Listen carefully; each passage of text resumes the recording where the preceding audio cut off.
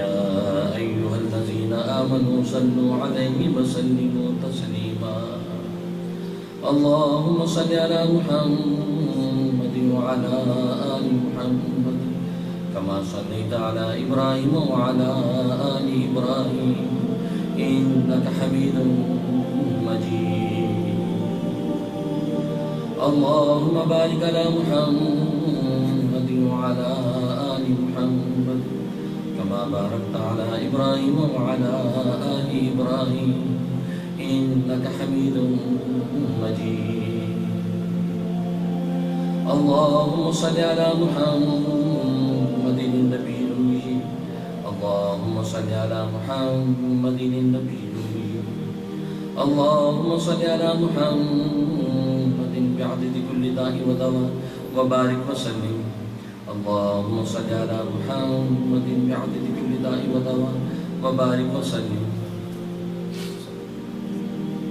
بسم الله الرحمن الرحيم باب الانبساط إلى الناس وقال ابن مسعود رضي الله تعالى خالق الناس ودينك لا تظلمنهم والدعاء مع الأحد به قال حدثنا آدم قال حدثنا شعبة قال حدثنا بطيا قال سمعت أنس بن مالك رضي الله تعالى يقول إن كان النبي صلى الله عليه وسلم ليخالطنا حتى يقول لأخ لي صغير يا أبا أمير ما فعل النبي به قال حدثنا محمد قال أخبرنا أبو معاوية قال حدثنا هشام بن أبي عن عائشة رضي الله تعالى عنها قالت كنت أعلم بالبنات عند رسول الله صلى الله عليه وسلم وكان لي صواحب يلعبن معي وكان رسول الله صلى الله عليه وسلم إذا دخل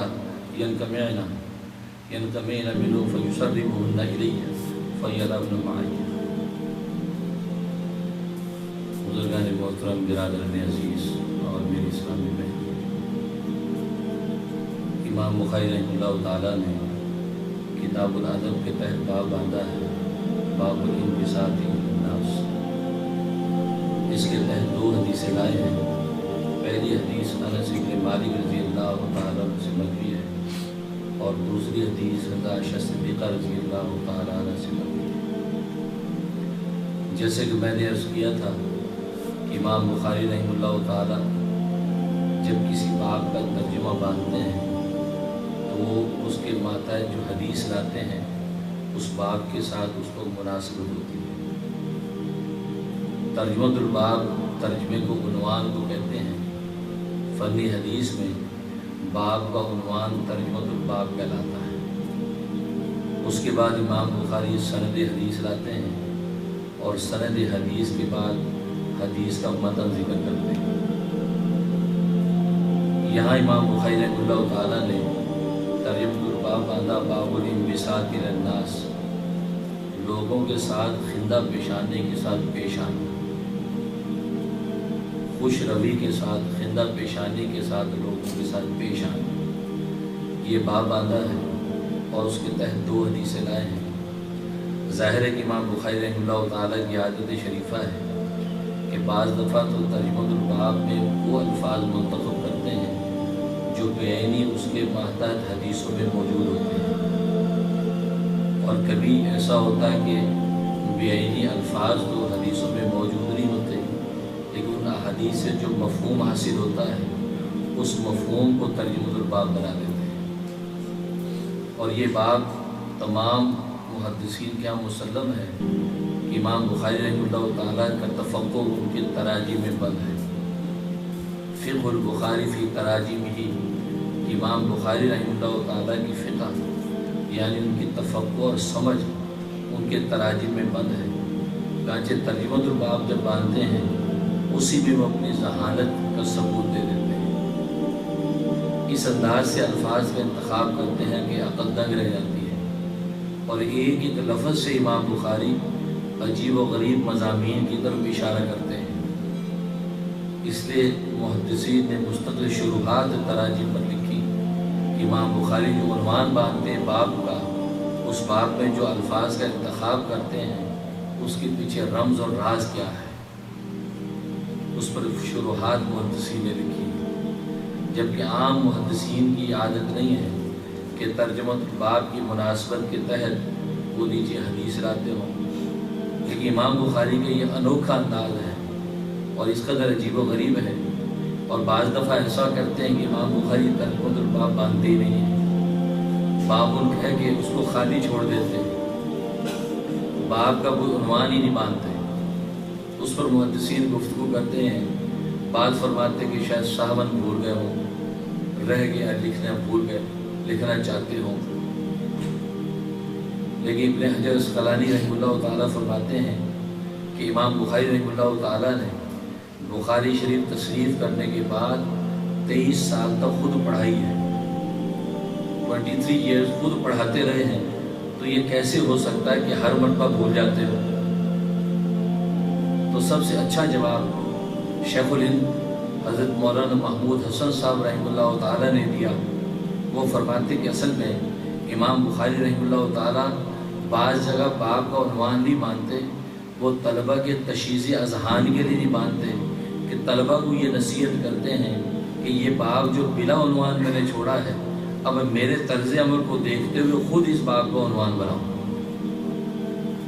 جیسے کہ آپ جانتے ہیں کہ عام طور پر مضمون نویسی کے یہ بھی مقابلہ ہوتا ہے کہ باب بلا عنوان، مضمون بلا عنوان ہے، مضمون پڑھنے کے بعد آپ اس کا عنوان متعین کریں، سب سے اچھا عنوان جس کا ہوگا اس کو انعام ملے گا۔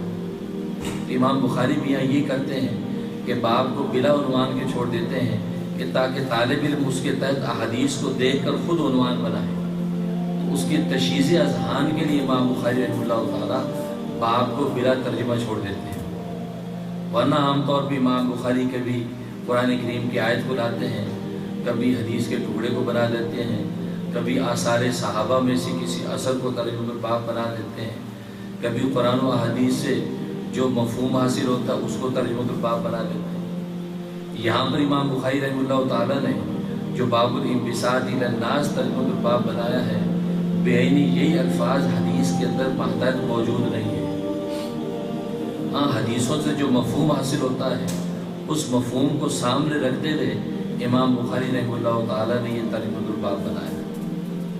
پہلی حدیث انس بن مالک رضی اللہ تعالیٰ عنہ کی ہے، وہ فرماتے کہ نبی کریم صلی اللہ علیہ وسلم ہمارے پاس تشریف لاتے اور ہم میں گھل مل جاتے تھے، لَيُخَالِطُنَا ہم میں گھل مل جاتے تھے، یہاں تک کہ میرے ایک چھوٹا بھائی تھا، اس کو پکارتے یا ابا عمیر ما فعل النغیر۔ اصل میں ہوا یہ کہ انس بن مالک رضی اللہ تعالیٰ عنہ کے ایک ماں شریک بھائی تھے، ابو عمیر ان کا نام تھا، انہوں نے ایک بلبل پال رکھا تھا جس کو عربی میں نغیر کہتے ہیں، بلبل پالی ہوئی تھی۔ تو نبی کریم صلی اللہ علیہ وسلم جب بھی تشریف لاتے تو اس چھوٹے بچے کے ساتھ کھیلتے تھے، تو جو بلبل اس نے پالی ہوئی تھی اس کے ساتھ بھی آپ بھی کھیلتے، اس کے ساتھ شریک ہوتے، وہ بھی خوش ہوتا۔ تو جب بھی تشریف لاتے تو آپ اس بچے کے ساتھ اس کی بلبل کا حال احوال پوچھتے، اس کے ساتھ کھیلتے۔ ایک مرتبہ آپ تشریف لائے، دیکھا کہ ابو عمیر جو بڑا افسردہ بیٹھا ہے، خاموش، تو آپ تشریف لائے کہ پوچھا ابو عمیر کہاں ہے؟ کہا جی وہ بیٹھا تو بڑا اداس ہے۔ تو آپ نے پوچھا یا ابا عمیر، اے ابو عمیر ما فعل النغیر، تمہاری بلبل کا کیا ہوا؟ یعنی اس کے پاس بلبل نہیں تھی، وہ بلبل سے کھیلتا تھا۔ کہا کہ تمہاری وہ بلبل کا کیا ہوا؟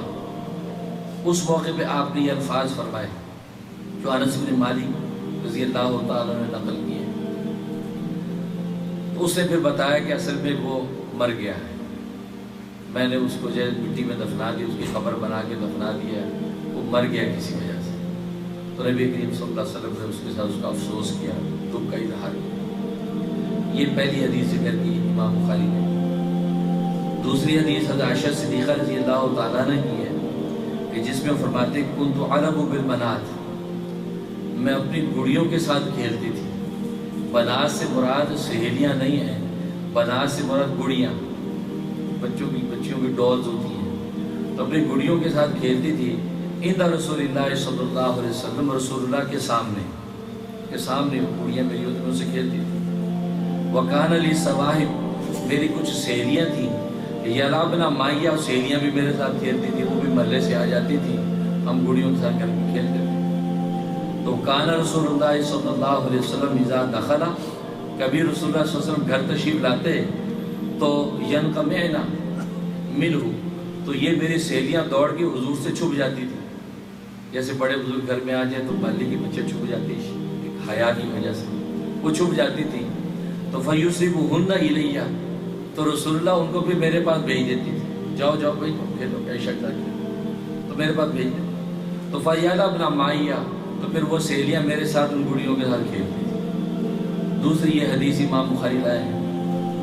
تو ظاہر ہے کہ دونوں حدیثوں کے مفہوم کو اگر دیکھیں تو انبساط الی الناس کا مفہوم نکلتا ہے کہ ظاہر ہے پہلے والے معاملے میں بھی نبی کریم صلی اللہ علیہ وسلم نے جو ابو عمیر کو اس حالت میں دیکھا ہے، اس کو خوش کرنے کے لیے آپ نے اس سے سوال کیا کہ تمہارے لال کا کیا ہوا، تمہاری وہ گرگر کا کیا ہوا. اس نے بتایا، آپ نے افسوس کا اظہار کیا، اس کو تسلی دی. اور دوسری اس میں عائشہ صدیقہ رضی اللہ تعالیٰ عنہ وہ گڑیوں کے ساتھ کھیل رہی ہیں، تو آپ جو ان کی سہیلیوں کو ان کے ساتھ بھیج رہے ہیں کہ چلو تم بھی کھیلو تاکہ اس کا دل خوش ہو جائے، تو سرور و فرحت حاصل ہو.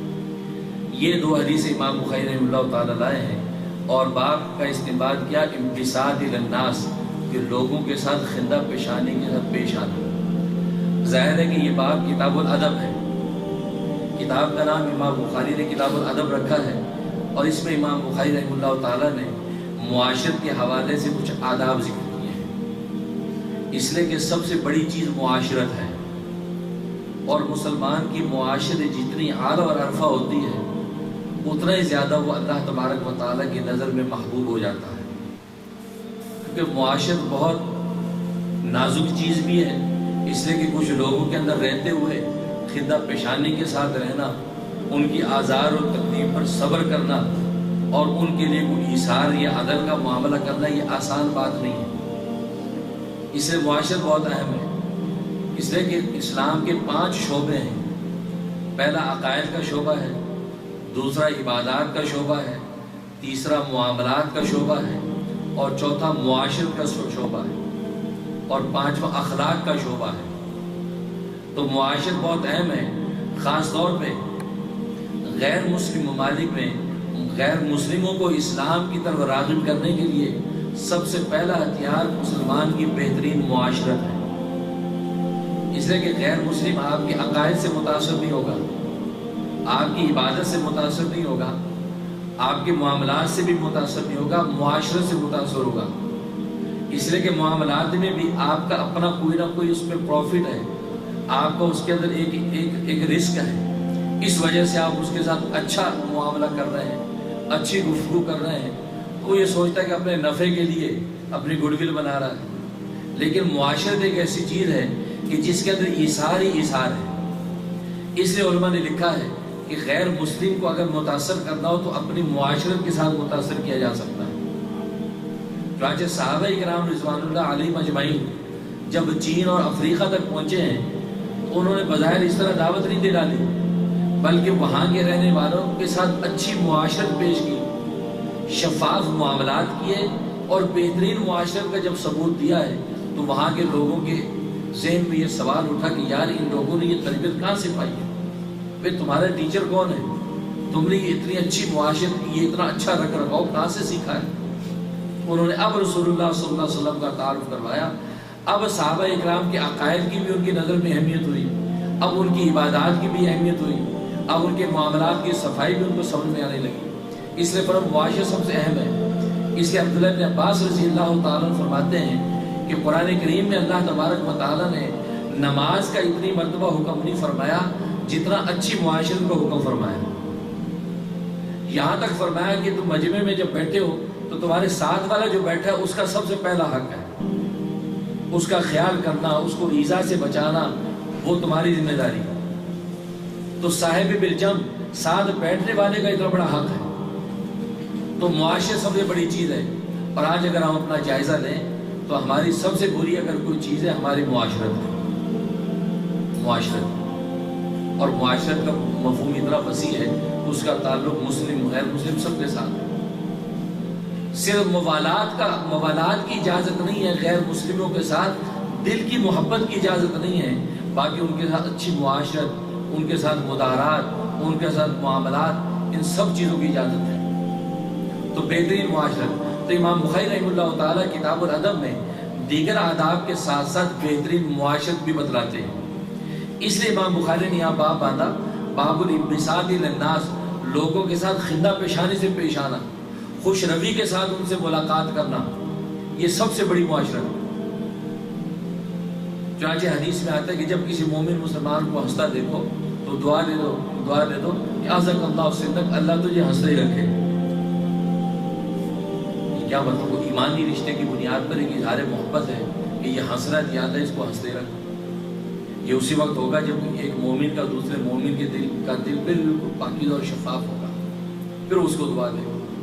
لیکن آج اب ہماری حالت یہ ہوتی ہے، ہم کسی کو ہنستا دیکھتے ہیں تو خود رونے لگتے ہیں، غمزدہ ہو جاتے ہیں، کسی کو روتا دیکھتے ہیں تو ہنستے ہیں۔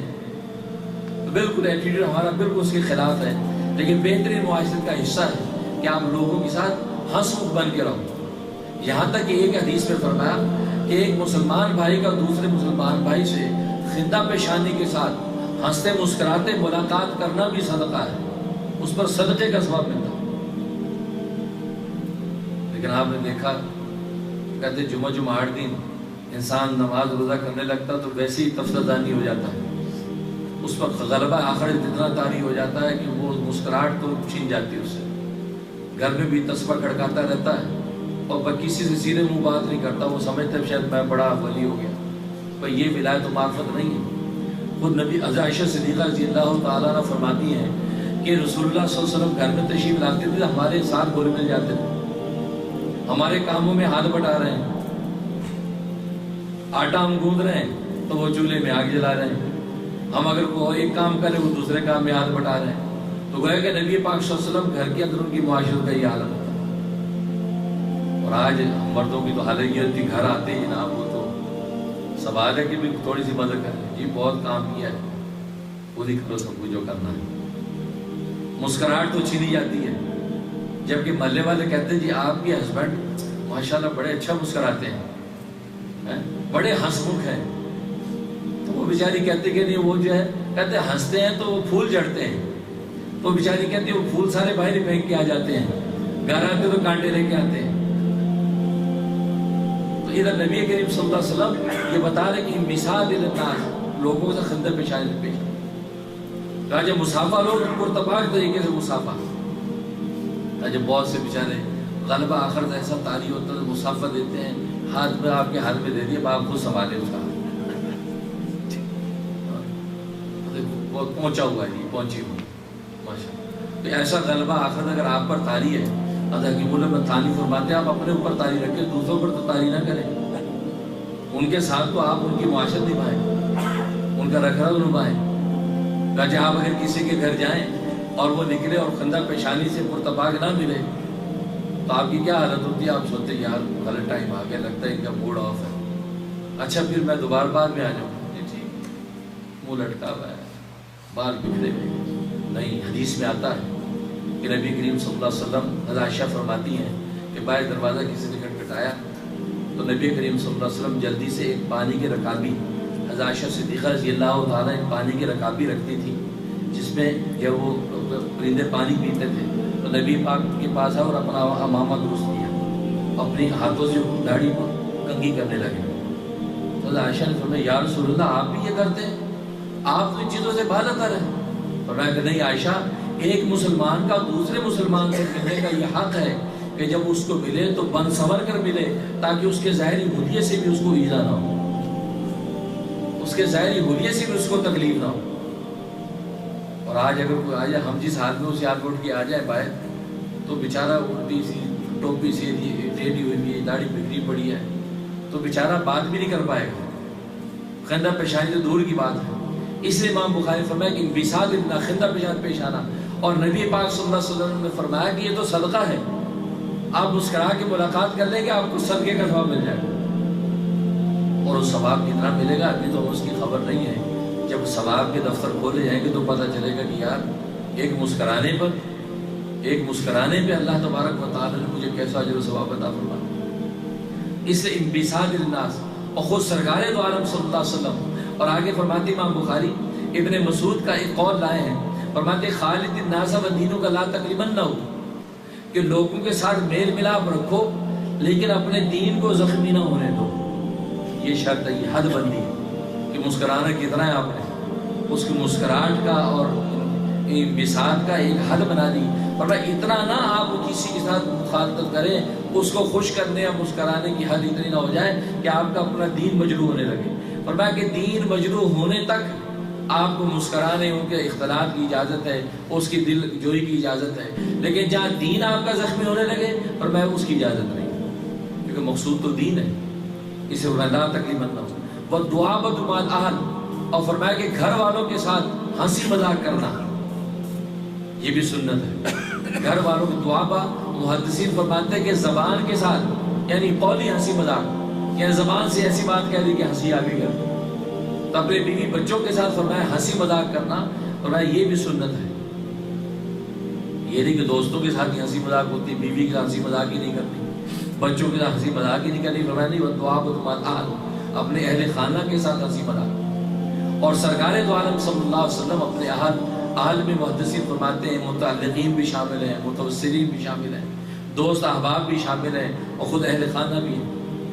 تو نبی کریم صلی اللہ علیہ وسلم کی معاشرت ایسی تھی کہ اپنے صحابہ اکرام رضوان اللہ علیہم اجمعین کے ساتھ بھی آپ ہنسی مذاق فرماتے تھے، مزاح فرماتے تھے، اور پاکیزہ اور سچا مزاح فرماتے تھے. اس لیے کہ مزاح کسی کو ہنسانے کی نیت سے جھوٹ بولنے کی بھی اجازت نہیں ہے، سچا مزاح. اور نبی کریم صلی اللہ علیہ وسلم سچا مزاح فرماتے. ایک صحابی آئے، اس نے فرمایا یا ذالنف، ایک ناک والے ادھر آ. اب ناک ایک ہی ہوتی ہے لیکن اس انداز سے کہتے ہیں کہ لوگ مجھ میں زارا ہنس پڑا. یا ذالنف، اے دو کان والے. اب کان دو ہی ہوتے ہیں لیکن کہہ اس انداز سے دیا کہ لوگ ہنسنے لگے. ایک شخص آیا کہ یا رسول اللہ صلی اللہ علیہ وسلم، مجھے اونٹ چاہیے ایک سواری کے لیے، ایک منزل میں مجھے پہنچنا ہے. اور میں نہیں، ہم تمہیں اونٹ کے بچے پر سوار کریں گے. تو کہنے نہیں یا رسول اللہ، بچہ تو مجھے اونٹ چاہیے، بچہ مشکل ہے اس منزل تک جانا. آپ مسکرائے. آپ نے فرمایا کہ وہ اونٹ بھی کسی کا بچہ ہوگا. تو مجمع سب لوگ ہنسنے لگے. اب یہ سچا مذاق، ہنسنے لگے. ایک مرتبہ کھجورے کھا رہے ہیں، سب صحابہ بیٹھے ہیں کھجورے کھا رہے ہیں، ساتھ حضرت علی مرتضیٰ رضی اللہ تعالیٰ عنہ بھی موجود ہیں. آپ کھجورے کھا کے کہ گٹھلی حضرت علی کے آگے رکھ رہے ہیں. اب جب کھجوروں کا ٹکڑا ختم ہو گیا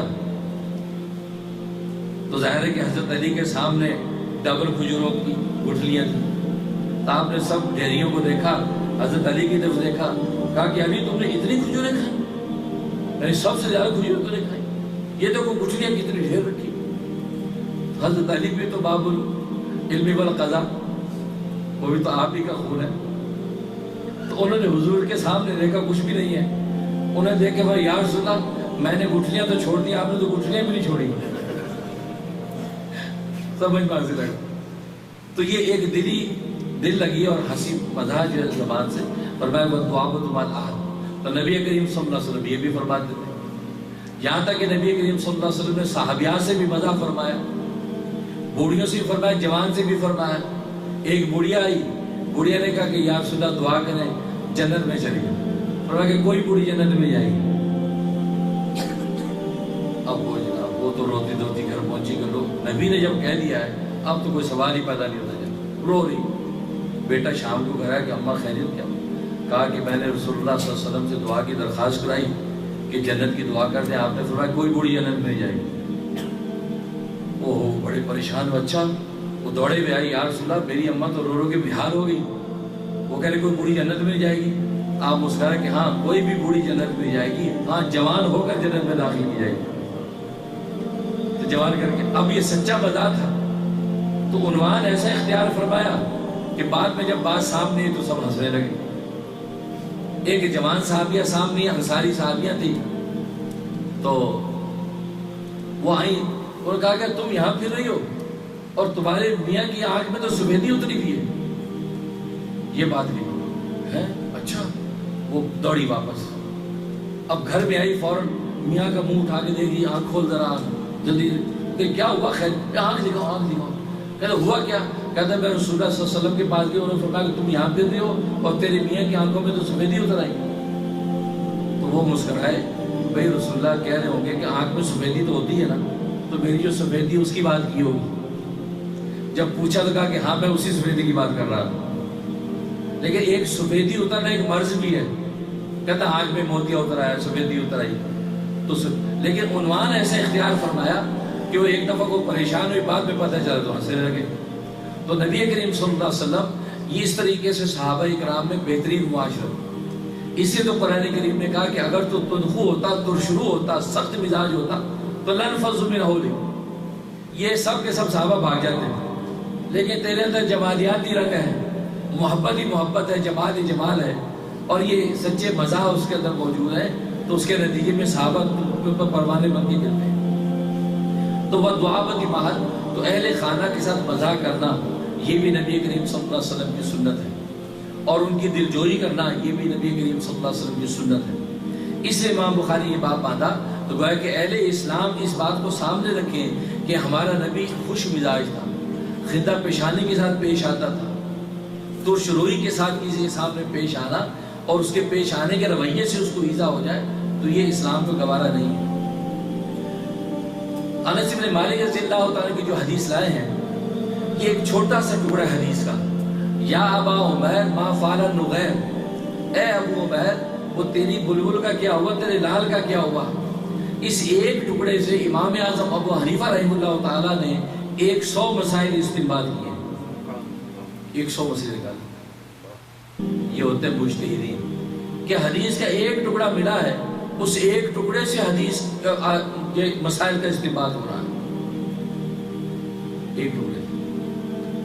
آج اگر آپ یہ کہیں کہ نادان لوگ کہتے تھے امام ابو حنیفہ کو تو 17 حدیثیں یاد تھی، تو 17 حدیثوں سے 5 لاکھ مسائل استنباط کر دیے، اگر اس کو 7 لاکھ حدیثیں یاد ہوتی تو کیا کرتے؟ 17 حدیثوں سے یہ عالم ہے، تو یہ نادانی حماقت ہے۔ تو ایک حدیث کے ٹکڑے سے، یہاں تک امام اوزاعی رحمۃ اللہ علیہ امام ابو حنیفہ رحمۃ اللہ تعالیٰ کے زمانے کے محدث ہیں، ایک شخص نے مسئلہ پوچھا تو انہوں نے کہا کہ میرے علم میں تو نہیں ہے، تم مجھے نعمان بن ثابت سے جا کے پوچھو، اور جو جواب دے مجھے بھی بتانا۔ اب جب وہاں گئے اور پوچھا تو امام ابو حنیفہ نے جواب بتا دیا، اور حوالہ مجھے حدیث سنا دی۔ امام اوزاعی رحمۃ اللہ علیہ کے پاس وہ شخص آیا اور کہا کہ یہ انہوں نے یہ فرمایا کہ یہ جائز ہے اور یہ حدیث ہے۔ امام اوزاعی حیران ہو گئے، کہا کہ 30 سال سے مجھے حدیث حفظ ہے، لیکن مجھے یہ خبر نہیں کہ اس حدیث میں سے یہ مسئلہ نکلتا ہے۔ اس سے تو امام شافعی رحمۃ اللہ علیہ فرماتے ہیں کہ یہ جو ہے ہم الاطباء، یہ لوگ طبیب ہیں، ونحن الصیادلہ، ہم پنساری ہیں۔ جیسے یوں کہنا چاہیے آج کے زمانے میں یہ لوگ ڈاکٹرز ہیں اور ہم فارماسسٹ ہیں۔ فارماسسٹ کے بعد دواؤں کا ڈھیر ہوتا ہے، پوری فارمیسی دواؤں سے بھری ہوتی ہے، لیکن کون سی دوائی کہاں کس مقدار میں استعمال کرنی ہے ڈاکٹر کو پتا ہوتا ہے، وہ لکھ کے دیتا ہے، اس کو فالو کرتا فارماسسٹ۔ تو محدثین کی مثال فارماسسٹ کی ہے کہ 6-6 ہزار حدیثیں کتابوں میں لکھ دی، 5-5 لاکھ حدیثیں ان کو حفظ ہیں، لیکن حدیث سے مسائل کیا نکلتے ہیں، یہ حدیث کہاں کہاں کام آتی ہے، یہ مجتہد بتاتا ہے۔ یہ کمال مجتہد کو حاصل ہے۔ امام اعظم ابو حنیفہ رحمۃ اللہ علیہ جیسے مجتہدین اس سے استنباط کرتے ہیں۔ اس ایک حدیث کے ٹکڑے سے یا ابا عمیر ما فعل النغیر، اس سے 100 مسائل نکالے۔ چنانچہ علامہ نووی رحمہ اللہ تعالی نے بعض مسائل کی طرف اشارہ کیا ہے۔ اس میں ایک مسئلہ یہ نکلتا ہے کہ اس چھوٹے بچے تھے، ان کو کنیت کے ساتھ آپ نے پکارا یا ابا عمیر، کیونکہ ابو کے ساتھ جو کنیت ہوتی ہے وہ ہوتی ہے بڑے بیٹے کی نسبت سے، اولاد میں جو بڑا ہوتا ہے بیٹا یا بیٹی اس کی نسبت سے ابو کہتے ہیں۔ بڑے بیٹے کا نام اگر عبداللہ ہے تو کہیں گے ابو عبداللہ، اس کا نام عمر ہے تو اسے کہیں گے ابو عمر، اگر بڑی بیٹی کا نام حنیفہ تو کہیں گے ابو حنیفہ۔ تو بڑی اولاد کی نسبت سے کنیت متعین ہوتی ہے۔ یہاں پر نبی پاک صلی اللہ علیہ وسلم نے وہ چھوٹے بچے کو یا ابا عمیر ابو عمیر کہا ہے، تو معلوم ہوا کہ جس کی اولاد نہ ہو اس کی بھی کنیت متعین کرنا جائز ہے۔ حالانکہ وہ چھوٹے بچے کی تو اولاد نہیں ہے، آپ نے اس کو کنیت مقرر فرمایا۔ معلوم ہوا کہ کسی کی بغیر اولاد کے بھی کسی بھی عنوان سے کنیت رکھنے کی اجازت ہے، جیسے کہ نبی پاک صلی اللہ علیہ وسلم نے یہاں ابو عمیر کہہ کے ان کی کنیت رکھی۔ اور ایک مسئلہ یہ نکالا کہ یہاں پر ما فعل النغیر، کہ اس تیرے بلبل کا کیا ہوا۔ معلوم ہوا کہ اس سے پرندے پالنا جائز ہے، گھروں میں پرندے پالتے ہیں، چھوٹے چھوٹے طوطے پالتے ہیں، آسٹریلین طوطے پالتے ہیں، اور ان پرندوں کو پالنا جائز ہے بشرطے کہ ان کی خوراک اور غذا اور پانی کا خیال رکھا جائے، کیونکہ ظاہر ہے کہ انہوں نے وہ پرندہ پالا ہوا تھا، نبی پاک صلی اللہ علیہ وسلم آتے تھے، ان کے ساتھ کھیلتے تھے، جب وہ مر گیا تو آپ نے افسوس بھی کیا، مانو کہ یہ پرندے پالنے کی اجازت، لیکن ان کو ایزا نہ ہو، تکلیف نہ ہو۔ حضرت حکیم الامت تھانوی رحمۃ اللہ علیہ فرماتے ہیں کہ گھر والوں نے مرغیاں پال رکھی تھیں، تو وہ کہیں پڑوس میں کام کرے تو مجھے کہا کہ دوپہر کے وقت میں مرغیوں کو ذرا کھول دینا، کیونکہ گرمی بہت پڑتی، ذرا تھوڑی کھلی ہوا کھا لیں گے۔ کہتا میں اپنی تفسیر لکھنے میں بیٹھ گیا، لگ گیا تو بھول گیا کہ مرغیوں کا ڈربہ کھولنا۔ اب میں لکھنا چاہتا ہوں، کوئی مضامین قلم پہ اترتے نہیں ہیں، ظاہر علوم تو اوپر سے اترتے ہیں، مضامین قلم پہ اترتے نہیں، قلم چلتا نہیں ہے، سمجھ میں نہیں آیا کہ یہ کیا ہو گیا، یہ سارا قبض کی کیفیت کیوں ہو گئی۔ تو جب غور کیا تو یاد ہے وہ مرغوں کا ڈربہ بند ہے، جلدی جو جا کے ڈربہ کھولا ہے، مرغیاں نکلی ہیں، اچھلیاں کودی ہیں، اس کے بعد فرمایا مضامین اترنے لگے۔ اللہ کو حیوان کی بھی ایزا گوارا نہیں، یہ ایک معمولی ہے۔ تو پرندے پالے لیکن ان کو ایزا نہیں ہونی چاہیے، اور اسلام سے بڑھ کر تو اینیمل پروٹیکشن کسی نے سکھائی نہیں ہے۔ حدیث میں نبی پاک صلی اللہ علیہ وسلم نے تو بلیوں کو تو گھر کا فرد قرار دے دیا، یہ تو تمہارے گھر کا فرد ہے، جیسے گھر میں نوکر چاکر ہوتے ہیں، یہ بلیاں بھی تمہارے گھر کا فرد ہے۔ اگر یہ دودھ میں منہ مار دیں تو دودھ ناپاک نہیں ہے، ناپاک نہیں ہے، مکروہ تنزیہ ہے، اگر آپ گزارا کر سکتے ہیں اس کے بغیر تو ٹھیک ہے، ورنہ جو ہے اسی دودھ کو آپ پی سکتے ہیں، کوئی مزاحمہ نہیں، الا یہ کہ اس کے منہ میں کوئی نجاست نہ لگی ہو، چوہا کھایا، چوہے کا خون نہ لگا ہو اور وہی منہ سے اس میں مار دیا تو الگ بات ہے۔ تو یعنی بلی گھر کا فرد ہے، پر میں اس کو ایزا نہ دو۔ جیسے صحیح مسلم کی حدیث ہے کہ ایک شخص نے بلی کو پکڑ کے، ایک خاتون نے بلی کو پکڑ کے مارا، اتنی زور سے مارا کہ اس کی آنتیں باہر نکل گئی اور تکلیف سے وہ گھومنے لگی۔ تو نبی پاک صلی اللہ علیہ وسلم نے فرمایا کہ میں جہنم کے اندر دیکھ رہا ہوں اس عورت کی بھی آنتڑیاں اس طرح لٹکی ہوئی ہیں اور جہنم کے اندر وہ اسی طرح ایزا کے ساتھ تکلیف کے ساتھ گھوم رہی ہے۔ اللہ نے اس بلی کو تکلیف پہنچانے کے بدلے میں رکھا، عالم مثال میں اللہ تبارک و تعالی نبی کو دکھا۔ تو جانور کی ایزا بھی گوارا نہیں ہے۔ آج ہم ہمارے مطالعہ کرتے ہیں کہ چونٹی آ جا پکڑ کے مار دیتے چلو نہیں، اگر اس سے ایزا نہیں ہے تو اس کو ہٹا دے، پھونک مار کے ہٹا دے۔ ہاں اگر ایسا کوئی جانور جو ایزا دے، کھٹمل نکل آیا، ہاں کھٹمل ایزا دیتا ہے، اس کو مار دو۔ جو نکل آئی، جو ایزا دیتی ہے اس کو مار دو، لیکن چونٹی آ گئی سامنے، مکوڑا گزر رہا ہے، اب بلا وجہ اس کو مسلنے کی ضرورت نہیں ہے، یہاں تک احتیاط فرمائی کہ اس چونٹی کو بلا وجہ جو مار دیا، ہو سکتا ہے اس کی بھی کل روزے قیامت میں پوچھ ہو جائے کہ چونٹی کو مار۔ امام غزالی رحمۃ اللہ علیہ کتنا بڑا آدمی، اللہ اکبر، بہت بڑا۔ ایک بزرگ قصہ سناتے ہیں، خواب اپنا سناتے ہیں کہ میں خواب دیکھتا ہوں کہ سرکار دو عالم صلی اللہ علیہ وسلم تخت پر بیٹھے ہیں اور مجمع ہے۔ مجمع کس کا ہے؟ قیامت تک آنے والے امت محمدیہ کے علماء ہیں، وہ بیٹھے ہیں۔ رسول اللہ صلی اللہ علیہ وسلم تخت پر ہے، ساتھ حضرت موسیٰ علیہ السلام بھی ہیں۔ حضرت موسیٰ علیہ السلام سرکار دو عالم صلی اللہ علیہ وسلم سے پوچھتے ہیں کہ اے اللہ کے حبیب، کیا آپ نے یہ ارشاد فرمایا کہ علماء امتی کا انبیاء بنی اسرائیل، کہ میری امت کے علماء کی شان بنی اسرائیل کے نبیوں جیسی ہے؟ کیا آپ نے یہ ارشاد فرمایا؟ آپ نے حامی میں سر ہلائے، نعم، ہاں۔ تو حضرت موسیٰ علیہ السلام نے عرض کیا یا رسول اللہ، آپ کی امت کے قیامت تک آنے والے علماء یہاں موجود ہیں، اگر اجازت ہو تو میں ان کا امتحان لے لوں۔ ظاہر ہے کہ اتنا بڑا منصب دیا کہ ان کی ذمہ داری، ان کی شان و ذمہ داری بنی اسرائیل کے علماء جیسی ہے۔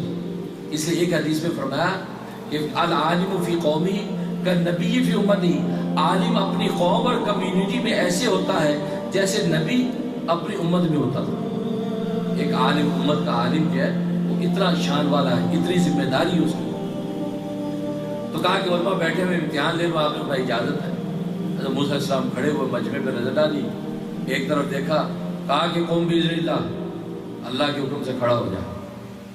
تو کھڑے ہونے والے کون تھے؟ امام غزالی تھے، امام غزالی۔ حضرت موسیٰ پوچھتے ہیں مسعود، تیرا نام کیا ہے؟ وہ کہتے ہیں حامد ابن محمد ابن احمد ابن 7 پشتوں کا نام گنوایا۔ حضرت موسیٰ علیہ السلام نے فرمایا میں نے صرف تیرا نام پوچھا ہے، تیرا نام کیا ہے؟ اور تو نے 7 پشتوں تک بابا دادا بابا لکڑ دادا تک اپنے گنوا دیے طلب۔ تو تمہیں اس بات کا ادب پتہ نہیں کہ سوال کا ادب یہ ہے کہ جتنا سوال کیا جائے اتنا جواب دینا چاہیے، اور تم نے اتنا لمبا جواب دیا۔ تو امام غزالی رحمۃ اللہ علیہ نے فرمایا کہ اے اللہ کے کریم، میں نے یہ طرز جواب آپ سے سیکھا ہے۔ وہ بڑے حیران ہوئے کہ مجھ سے کیسے سیکھا ہے؟ میرا زمانہ الگ، تیرا نبی الگ، میری امت الگ، تو نے مجھ سے کیسے سیکھا؟ کہا کہ اللہ تعالیٰ نے قرآن میں آپ سے سوال کیا تھا، ما تلک بیمینک یا موسیٰ، اے موسیٰ تیرے سیدھے ہاتھ میں کیا ہے؟ ان کے ہاتھ میں عصا تھا۔ تو فرمایا کہ اس کا جواب یہ عصا ہے، اس کا یہ جواب بھی نہیں کہ میرا عصا ہے۔ یہ اگلا سوال ہے کہ یہ کس کا ہے؟ پھر آپ کہا کہ میرا ہے۔ آپ نے کہا یہ عصا، یہ میرا عصا ہے، اتوکل علیہ، میں اس پہ جب ٹیک لگاتا ہوں، واشرب علی غنمی، اس کے ذریعے سے میں پتے جھاڑتا ہوں، ولی فیہا معارب اخری، اور میرے بڑے نفع ہیں، اس سے بڑے بڑے کام لیتا ہوں۔ تو امام غزالی نے کہا کہ اللہ نے آپ سے کہا تھا کہ تیرے سیدھے ہاتھ میں کیا ہے؟ آپ کہتے عصا ہے۔ آپ نے اتنا لمبا جواب کیوں دیا؟ اس پر حضرت موسیٰ علیہ السلام نے فرمایا کہ ارے اللہ کے بندے، وہاں تو اللہ نے مجھ سے سوال کیا تھا، میں نے سوچا کہ لمبا جواب دوں تاکہ اللہ سے تھوڑی دیر باتیں ہوتی رہیں۔ اس پر جھٹ سے امام غزالی نے فرمایا کہ یہاں کلیم اللہ نے مجھ سے سوال کیا، میں نے سوچا لمبا جواب دوں تاکہ تھوڑی دیر کلیم اللہ سے باتیں ہوتی رہیں۔ یہ شان امام غزالی، اتنا بڑا عالم۔ کہتے کہ جب ان کا وصال ہو گیا تو کسی وقت کے ولی نے ان کو خواب میں دیکھا، کہا کہ کیا ہوا معاملہ؟ کہا کہ اللہ تبارک و تعالیٰ نے ایک مکھی پر ترس کھانے کی وجہ سے میری بخشش کر دی۔ بڑے حیران، کہا کہ آپ کی وہ تصانیف، آپ کے وہ علوم، آپ کے وہ معارف، کہا کہ کچھ نہیں دیکھا، نہ کوئی کتابیں دیکھی، کچھ نہیں۔ اللہ تبارک و تعالیٰ کے سامنے جب پیشی ہوئی، کہا کہ زندگی میں جب میں تصانیف کر رہا تھا، ایک مرتبہ میں، پہلے آپ کو پتا کہ دوات اور قلم کا زمانہ تھا، ڈبو ڈبو کے لکھتے تھے، تو میں نے اس دوات میں قلم ڈبویا اور لکھنے کے لیے کاغذ میں جیسے رکھا ہے تو وہ جو اس کے اندر سیاہی کا خطرہ تھا، ایک مکھی آ کے اس کو چوسنے لگی۔ تو میں نے قلم لکھنے کے بجائے اس کو روک دیا کہ یہ اس کو پی کے ذرا اپنا کلیجہ ٹھنڈا کر لے۔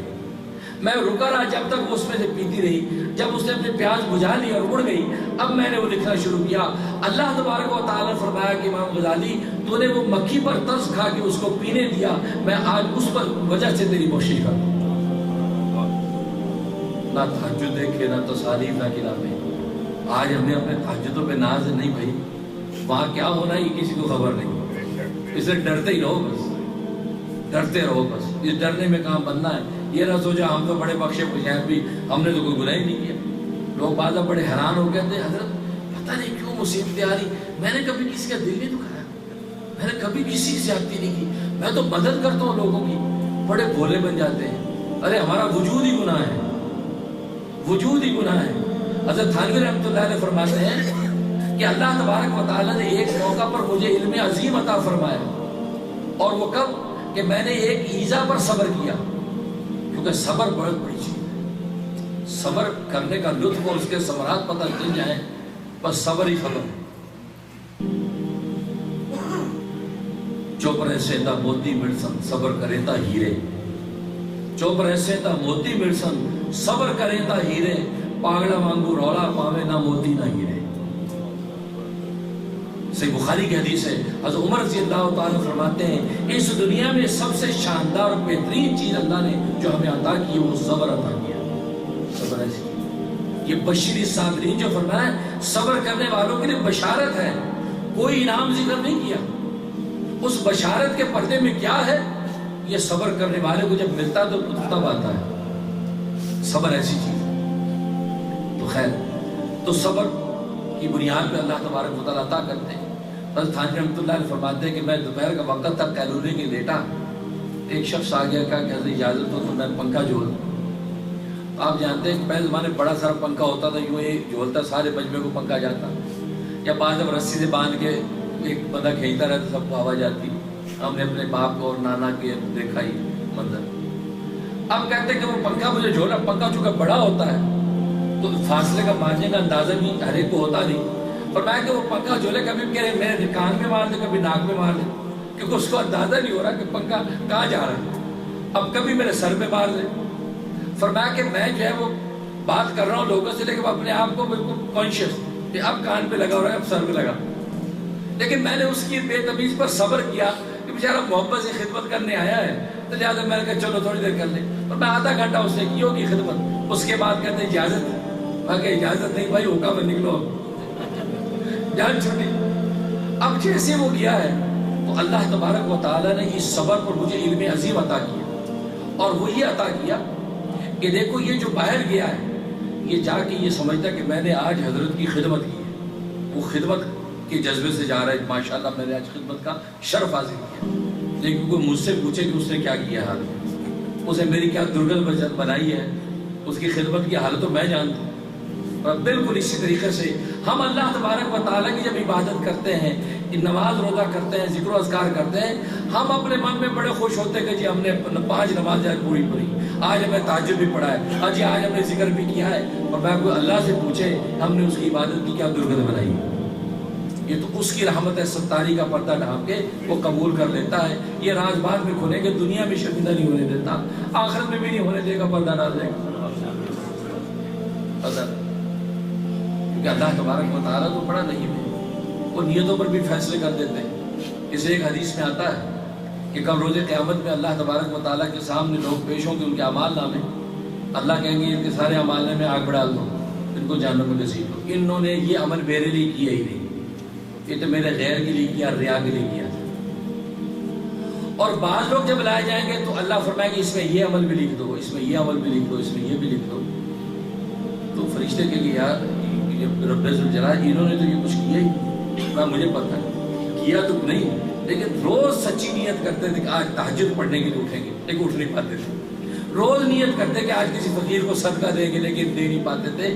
یہ سچی نیت کرتے تھے نا اعمال کی, میں نے سارے کے سارے سنبھال کے رکھے ہیں, آج سارے کے سارے ان کے اعمال نامے لکھ کے ان کا وزن کرو اور ان کو جنت میں داخل کرو.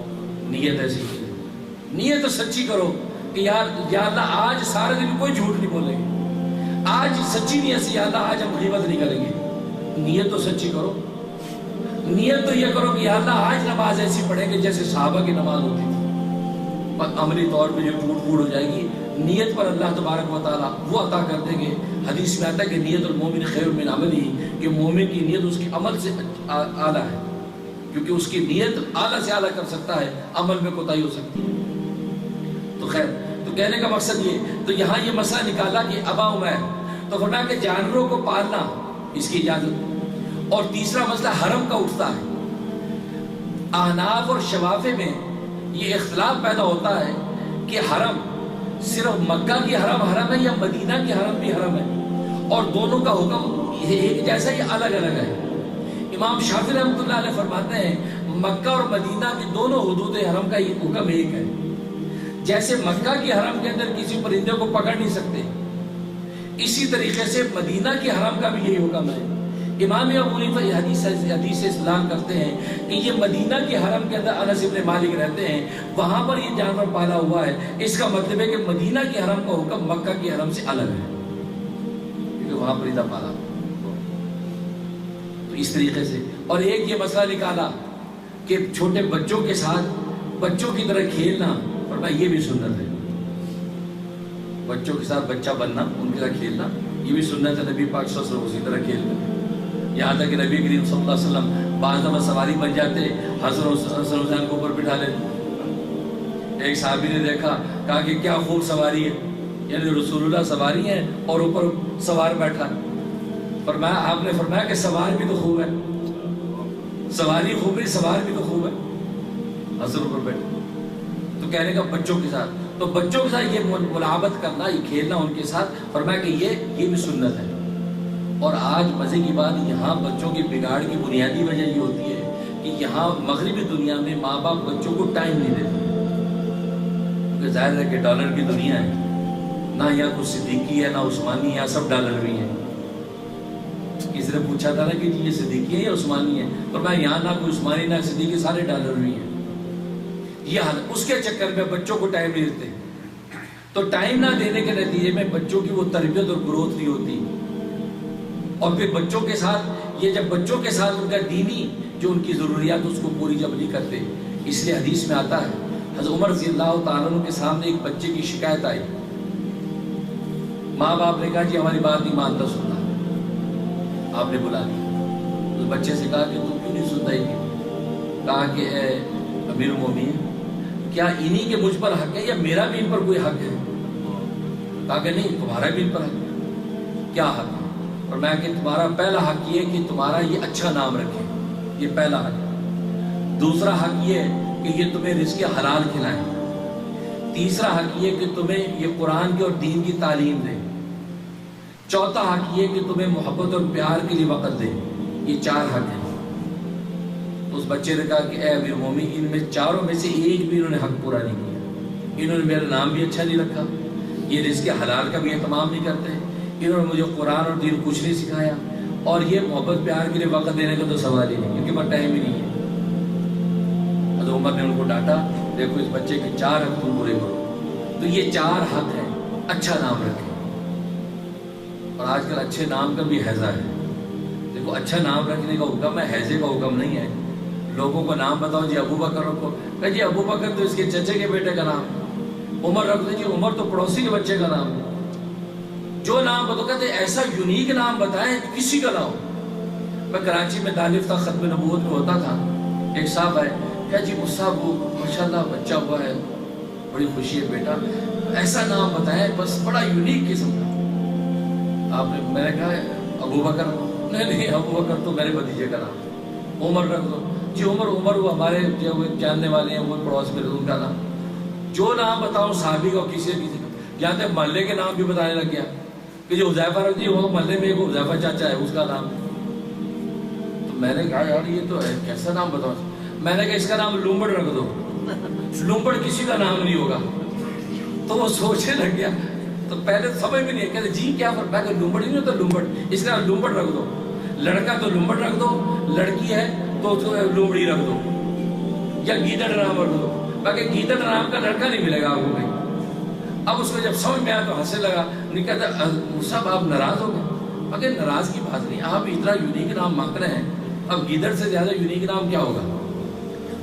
تو میں نے یہ بات سنائی، ایک عالم تھے ہمارے دوست، تو ہنس کے کہنے لگے کہ شکر ہے کہ اس نے یہ نہیں کہہ دیا کہ گیدڑ بھی گیدڑ کا نام ہے، کوئی اور نام بتاؤ. گیدڑ بھی گیدڑ کا نام ہے، کوئی اور نام بتائیے. تو بھائی نام ایسے یونیک نام کا حیضہ نہیں ہونا چاہیے. جیسے حضرت تھانوی فرماتے ہیں کہ تقویٰ مطلوب ہے، تقوی کا حیضہ مطلوب نہیں ہے. تقویٰ مطلوب ہے، حیضہ مطلوب نہیں. تو بھائی یونیک اچھا نام رکھو. صحابہ و صحابیات کے نام ان میں سے اچھا، اس لیے حدیث میں آتا ہے کہ تم اچھے نام رکھو. انبیاء اور صلحاء کے ناموں پہ نام رکھو، اس لیے کہ ناموں کا بھی اثر طبیعت پر پڑتا ہے. طبیعت پر حدیث میں آتا ہے کہ ایک شخص آیا، آپ نے من انتا، فرمایا انا سعد. اس صحابی کا نام سعد تھا. انا سعد، سعاد عین با، سعد میں نے سخت. فرمایا آپ خاموش ہو. لا انت سعد، نہیں تم نرم ہو. وہ کہ آپ نے اس کا نام چینج کیا، بدلا. وہ یہ سمجھا کہ نبی پاک صلی اللہ علیہ وسلم نے سنا نہیں کہ لا یا رسول اللہ انا سعد. آپ نے پھر کہا کہ لا انت سعد. اسے پھر تکرار کیا، نہیں یا رسول اللہ انا سعد، میں سعد ہوں، اسمی سعد. اب تیسری مرتبہ تکرار کیا تو آپ خاموش ہو گئے. کہ نام انت سعد، ٹھیک ہے تم صحابی ہو. وہ خود صحابی فرماتے ہیں کہ میری اگلی نسلوں تک میں مزاج میں ایسی سختی پیدا ہو گئی ہے کہ بھائی بھائی سے بات کرتے ایسے لگتا ہے کہ لڑ رہا ہے. کہتا آج تک مجھے اس بات کا دکھ ہے کہ میں نے نبی پاک صلی اللہ علیہ وسلم کو اس اشارے کو نہیں سمجھا کہ میں اپنے نام کو بدل لوں. اس لیے کہتے ہیں کہ بزرگ جو ہوتے ہیں وہ اگر ایک بات کہہ دے تو زیادہ تکرار نہ کرے، اس وقت خاموش ہو جائے، پتہ اس کے پیچھے کیا حکمت ہے. کیونکہ اللہ کے ولی بزرگ جو بول رہے ہیں وہ تو کسی لقاء کے تحت بول رہے ہیں. ایک آدھ دفعہ سب کے ہاتھ نہیں پر خاموش ہو، پھر بات کریں، ادب ہے. تو خیر، تو کہنے کا مقصد ہے کہ یونیک نام ہو. اچھا نام شوق ہوتا ہے، لیکن ایون ہے کہ بعض دفعہ لوگ دوسری زبانوں میں چلے جاتے ہیں، ایسے ایسے نام بتاتے ہیں کہ جی یہ نام ہے. اچھا کیا مطلب؟ کہ جی یہ ڈچ زبان کا نام ہے، اس کا معنی گلاب کا پھول. یہ افریقن زبان کا نام ہے، اس کا معنی چمیلی۔ بھائی ایسا اتنا زیادہ آپ کو اس کا حیضے کی ضرورت نہیں ہے، اب عربی ناموں میں بہترین نام موجود ہیں، اس کے اثرات طبیعت پر پڑتے ہیں۔ تو خیر، تو نبی پاک صلی اللہ علیہ وسلم بچے کے ساتھ کھیلتے ہیں، تو بچوں کے ساتھ کھیلنا، ان کے ساتھ ان کی محبت کا ان کو وقت دینا، فرمایا کہ یہ بھی سنت ہے۔ اگلی حدیث عائشہ صدیقہ رضی اللہ تعالیٰ نے کی ہے، وہ فرماتے میں گڑیوں سے کھیلتی تھی۔ اب یہاں پر مسئلہ کو محدثین نے اٹھایا گڑیوں کا، چھوٹی چھوٹی بچیاں گڑیاں لے کے کھیلتی ہیں، تو گڑیوں کے ساتھ کھیلتی تھی۔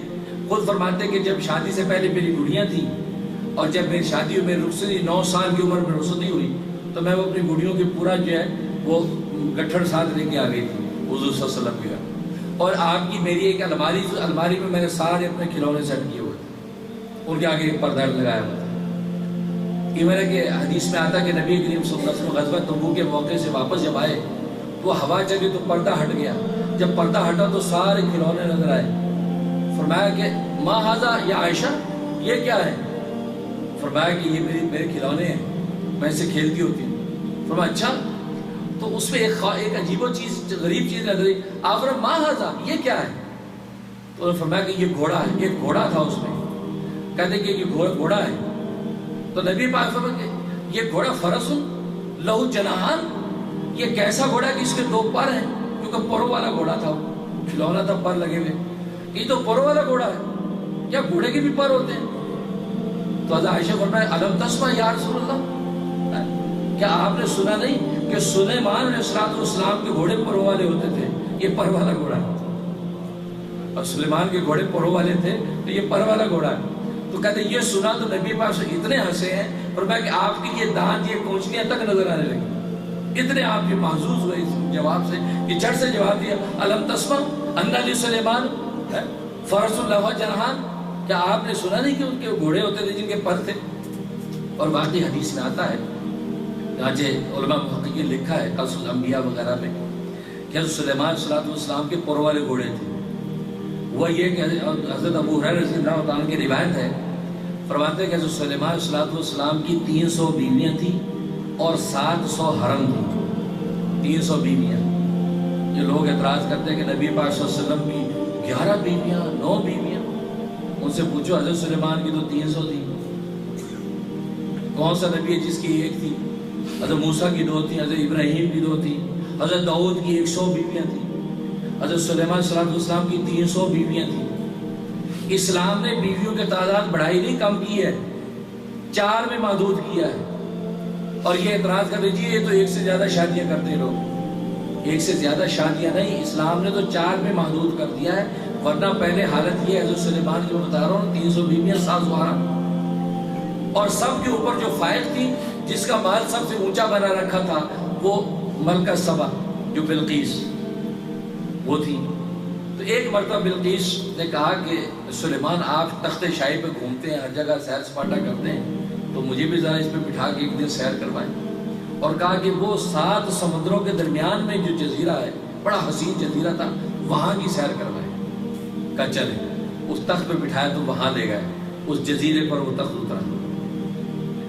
اب وہ جزیرے پہ جب تخت اترا ہے تو وہاں پر پروں والے گھوڑے تھے، جیسی تخت اترا ہے تو وہ پروں والے گھوڑے یوں اڑ گئے جیسے پرندے اڑتے ہیں، دیکھو اتنے حسین اور خوبصورت لگ رہے تھے اڑتے ہوئے۔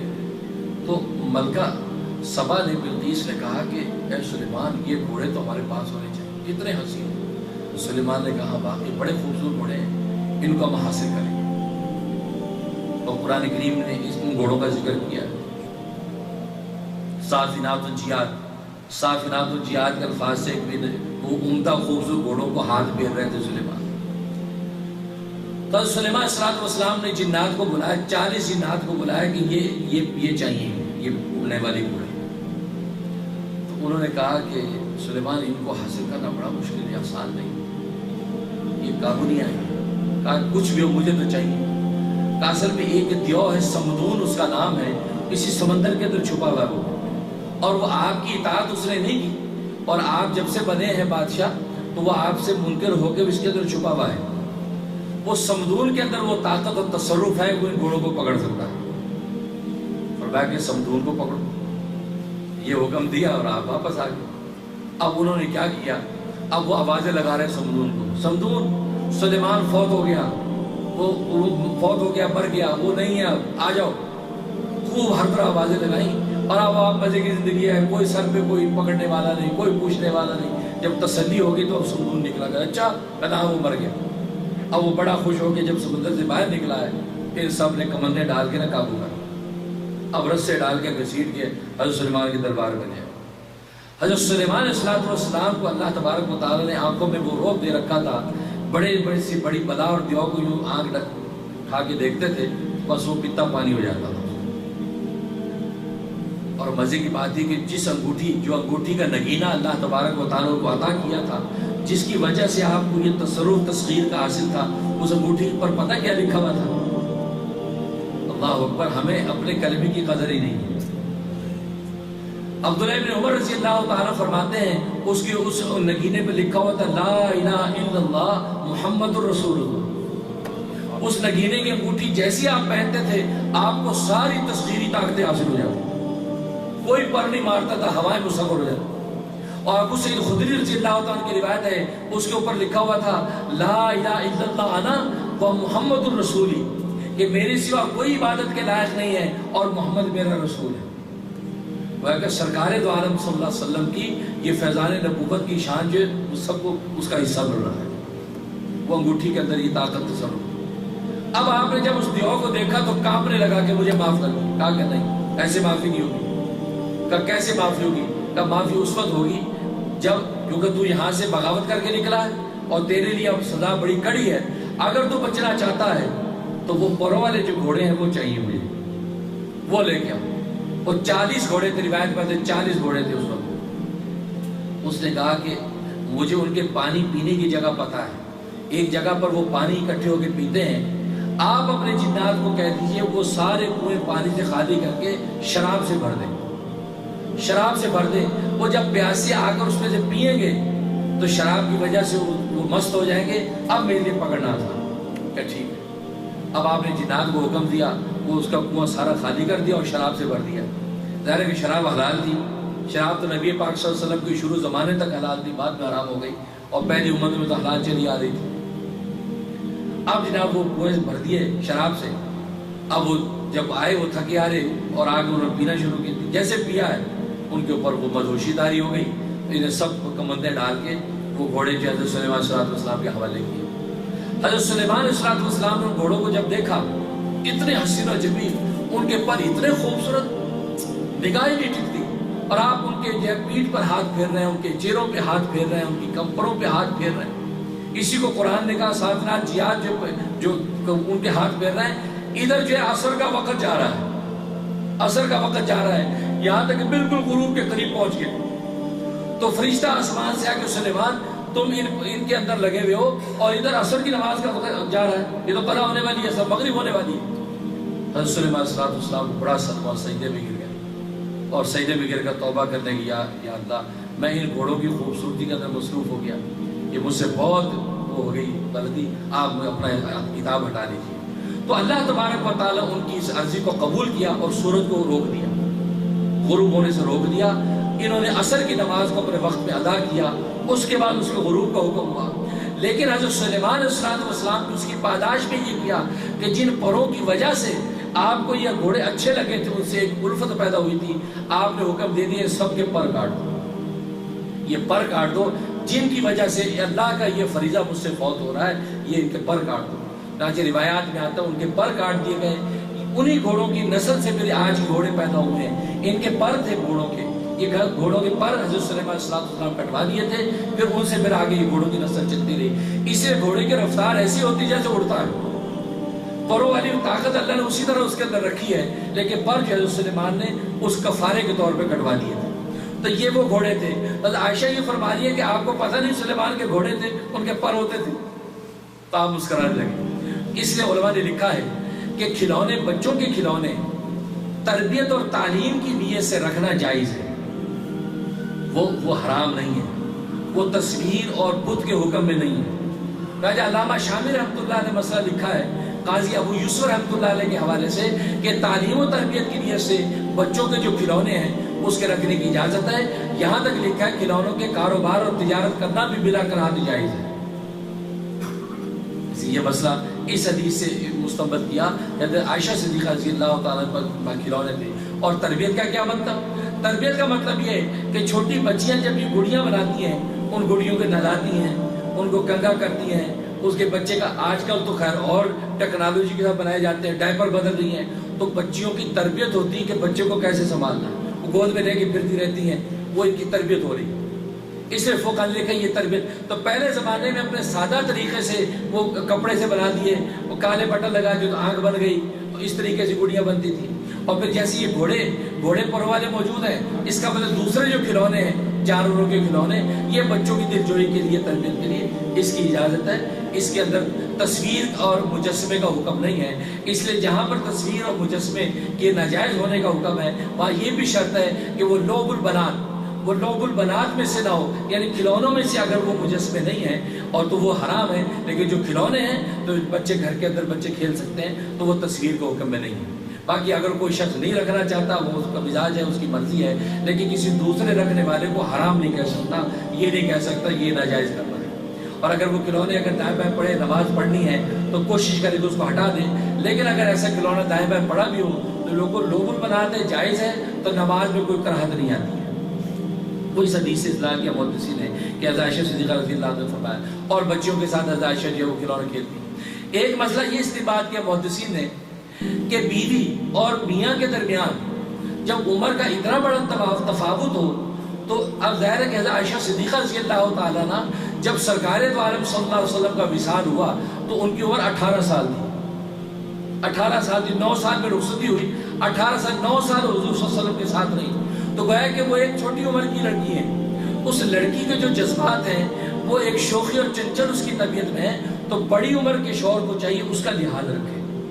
یہ بھی سنت ہے. جبکہ اس وقت نبی پاک صلی اللہ علیہ وسلم کی عمر 55 سال تھی جب حضرت عائشہ صدیقہ رضی اللہ عنہا سے نکاح ہوا. اب کتنا بڑا عمر کا فرق ہے. اور آج یہ ہوتا ہے امریکہ کے چکر میں آپ کو 18 سال کی بچی مل جاتی ہے، کوئی 50 سال کا بابا ہے کہ امریکہ رہتا ہے دے دو. اب یہاں بابا جو ہے وہ اس کو اسی طرح رکھنا چاہتا ہے، اس کے طبیعت میں شوخی چنچل کھیل کھلنڈرا پن ہے اس کے اندر، تو وہ اس پر شک کرنے لگتا ہے. اس شک کی وجہ سے گھر کا سارا نظام درم بر ہونے لگتا ہے. اور جی بھائی یہ ایسے ایسے رنگ برنگ کپڑے پہنتی ہے، ہمیں شکایت لوگ کرتے ہیں، جی ایسے پہنتی ہے، بن ٹھن کے جاتی ہے، یہ کرتی ہے وہ کرتی ہے. بھائی اس کی عمر وہی ہے. بھائی 17 سال کی آپ لے کے اس کی وہ شوخی چنچل، اس کا سجنا بننا اس کا ایک شوق ہے. اب آپ بڈھے بابے ہو گئے، اب آپ کو خامخواہ جو ہے اس پہ شک شبہ کر رہے ہیں. جبکہ نبی پاک صلی اللہ علیہ وسلم کی سنت، تو نبی پاک صلی اللہ علیہ وسلم نے حضرت عائشہ کے جذبات کا خیال رکھا. اور یہی وجہ ہے کسی اور بیوی کے پاس کھلونے نہیں ہیں، کسی اور بیوی کا تذکرہ اس کے بعد، کیونکہ سب بیویاں بڑی عمر کی ہیں لیکن یہ چھوٹی عمر کی آئی. اس لیے یہ بھی سنت ہے کہ بیوی کی عمر کے اعتبار سے اس کے خیالات اور جذبات کا خیال رکھنا، یہ بھی نبی کی سنت ہے. جب اس کا خیال نہیں رکھا جاتا اس کے نتیجے میں پھر شکوک و شبہات پیدا ہوتے ہیں. نتیجہ ہے کہ فیملی کا شکل ٹوٹتا ہے اور الفت و محبت نہیں رہتی ہے. اس کا بھی لحاظ اور خیال رکھنا چاہیے. اس لیے امام بخاری باب باندھا ہے کہ باب بساطی الناس، لوگوں کے ساتھ خندہ پیشانی سے پیش آنا. اللہ سے دعا ہے کہ اللہ تبارک و تعالی عمل کرنے کی توفیق عطا فرمائے. ربنا تقبل منا انك انت السميع العليم وتب علينا انك انت التواب الرحيم. اللهم انا نسألك الهدى والتقى والعفاف والغنى. یا اللہ میرے گناہوں کو معاف فرما، یا اللہ میری خطاؤں سے درگزر فرما، یا اللہ میری نیکیوں کا قبول فرما. یا اللہ ہم تمام حاضرین مجلس کو اپنے سچی محبت عطا فرما. یا اللہ اپنا مقبول و محبوب عطا بنا. یا اللہ ہمارے درس کو قبول و منظور فرما، لفظ و خطا کو یا اللہ معاف فرما. یا اللہ درگزر فرما. یا اللہ ہمارے ظاہر باطن کی حفاظت فرما. یا اللہ ہم تمام حاضر مجلس سے تو راضی ہو جا. یا اللہ اپنا قرب خاص عطا فرما. یا اللہ اس مسجد کو عظیم مرکز ہدایت بنا. یا اللہ اس کے منتظمین کو یا اللہ جزائے خیر عطا فرما. اس کے محبین معاونین یا اللہ مخلصین سب کو یا اللہ جزائے خیر عطا فرما. یا اللہ اپنا خصوصی نظر کرم نازل فرما. یا اللہ ہمارے دوست جو ہے فاروق بٹ صاحب اور یا اللہ اور جتنے احباب سب کو یا اللہ جزائے خیر عطا فرما، جنہوں نے یا اللہ اس درس کا اہتمام کیا ہے. یا اللہ اس کو قبول منظور فرما. یا اللہ آج ہماری مجلس میں ہمارے ایک بزرگ محترم حکیم صاحب بھی موجود ہیں. یا اللہ ان کو بھی صحت و عافیت عطا فرما. یا اللہ ان کو بھی فیض فہم فرما. بہت سی کتابیں انہوں نے تصنیف کی ہیں. یا اللہ ان کی تصانیف کو قبول منظور فرما. اللہم انا نسألک الہدی والتقی والعفاف والغنی. وصلی اللہ تعالی علی خیر خلقہ محمد و آلہ و اصحابہ اجمعین.